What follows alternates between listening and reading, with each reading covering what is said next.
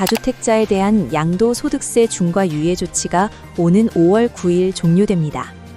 5월 10일부터는 최고 82.5%의 세율이 적용되는데 정부는 시장 혼란을 방지하기 위해 5월 9일까지 매매 계약을 체결한 경우에 한해 중과 배제 혜택을 유지하기로 했습니다.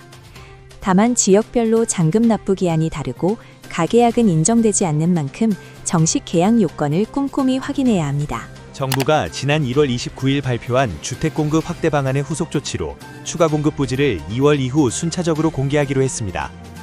서울시 등 지자체와의 협의 상황에 맞춰 합의된 부지부터 발표한다는 방침이며 3기 신도시 착공 가속화와 도심 국공유지 고밀개발 등을 통해 약 140만 가구 이상의 공급 체계를 구축해 나갈 계획입니다. 설 연휴 이후 서울 부동산 시장은 완만한 회복 흐름 속에 보합 또는 상승 기조가 우세할 것으로 전망됩니다. 전문가 20명 중 75%가 집값 상승을 예상했으나 금리 부담과 공급 정책의 실제 실행 속도가 시장의 변곡점이 될 것으로 보입니다.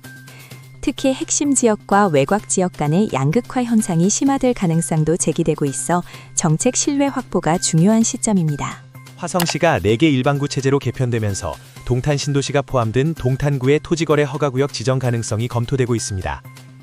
관련 법 개정으로 국토교통부 장관의 규제 권한이 확대됨에 따라 최근 신고가 경신 등 가격 상승세가 뚜렷한 특정 지역을 겨냥한 정부 차원의 핀셋 규제가 현실화될 수 있다는 관측이 나옵니다.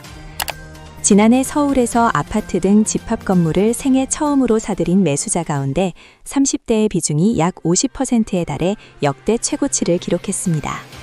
강력한 대출 규제 속에서도 신생아 특례 등 정책 자금 활용이 가능했던 점과 집값 상승에 따른 불안 심리가 작용한 결과로 풀이되며 올해 1월에도 30대의 매수 비중은 높은 수준을 유지하고 있습니다. 지난달 서울의 주택 매매 가격 상승폭이 0.91%를 기록하며 2달 연속 확대된 것으로 나타났습니다. 송파구와 동작구 등 재건축 이슈가 있는 지역을 중심으로 오름세가 뚜렷했으며 경기 지역 역시 상승폭이 커지는 모습입니다. 전월세 시장 또한 매물 감소와 임차 수요 지속으로 인해 전국적으로 상승 기조를 유지하고 있는 것으로 조사됐습니다.